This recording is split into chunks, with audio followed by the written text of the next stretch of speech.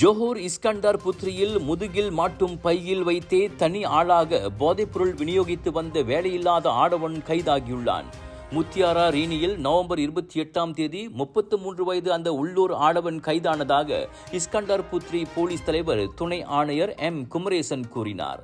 போந்தியானைச் சேர்ந்த அவ்வாடவன் Iskandar Puthri, Johor பாரு உள்ளிட்ட வட்டாரங்களில் குறிப்பிட்ட வாடிக்கையாளர்களுக்கும் கேளிக்கை மையங்களுக்கும் போதைப் பொருளை விற்று வந்திருப்பது விசாரணையில் கண்டறியப்பட்டது.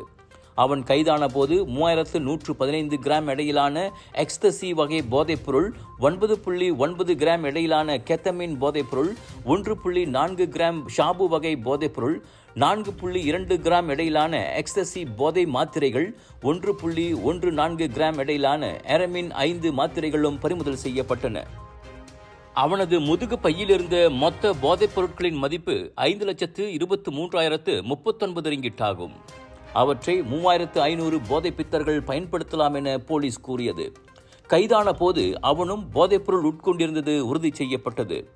1952 ஆண்டு அபாயகர போதைப்பொருள் சட்டத்தின் கீழ் விசாரிக்கப்பட ஏதுவாக 29 நவம்பர் தொடங்கி 5 நாட்களுக்கு அவ்வாடவன் தடுத்து வைக்கப்பட்டுள்ளான்.